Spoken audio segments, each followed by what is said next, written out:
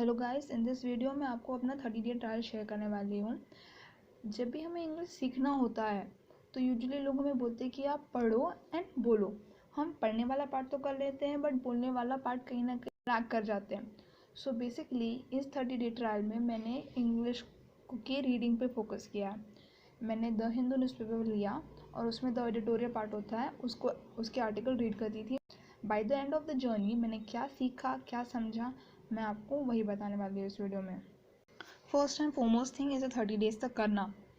So for doing this मैंने एक छोटी सी ट्रिक की। जब भी मैं फाइल का नेम सेव करती थी मैंने उसका नाम डे 1, डे 2, डे 3 ऐसे करके सेव किया, ताकि मुझे कहीं ना कहीं अंदर से ही मोटिवेशन फील हो और मैं उसे फ्लुएंटली कर लूँ पूरे 30 डेज तक। सो एक चीज़ मैंने ये कि 30 डेज पूरा कंप्लीट करने के लिए। सेकंड चीज़ जो मैंने देखा वो ये था कि स्टार्टिंग में मेरी वॉइस काफ़ी लड़खड़ाती थी, मुझे बहुत सारे वर्ड्स नहीं आते प्रोनाउंस करने के लिए। मिड में भी ऐसा था, एंड में भी ऐसा था कि मुझे कहीं ना कहीं वर्ड्स नहीं आ रहे थे। But what I learn in this process was कि मुझ में कॉन्फिडेंस आया बोलने का। ऑल्दो मुझे वो चीज़ें उतनी मतलब कहीं कहीं समझ में आ रही थी, कहीं कहीं नहीं समझ में आ रही थी। कभी कभी हम जैसे पढ़ते हैं तो हमें हमेशा पूरा ज़रूरी नहीं कि पूरा का पूरा समझ में आए।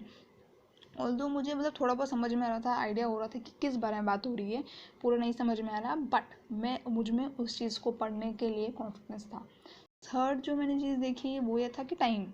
जो मैं टाइम लेती थी स्टार्टिंग में मेरे को काफ़ी टाइम लगता था, मुझे नियरली 4 मिनट, मेरा जो फर्स्ट ऑडियो रिकॉर्डिंग है वो 4 मिनट 38 सेकेंड का कुछ है, और by the end of time मुझे कहीं कहीं 3 मिनट 53 सेकेंड्स भी लगे हैं, 3 मिनट 43 सेकेंड्स।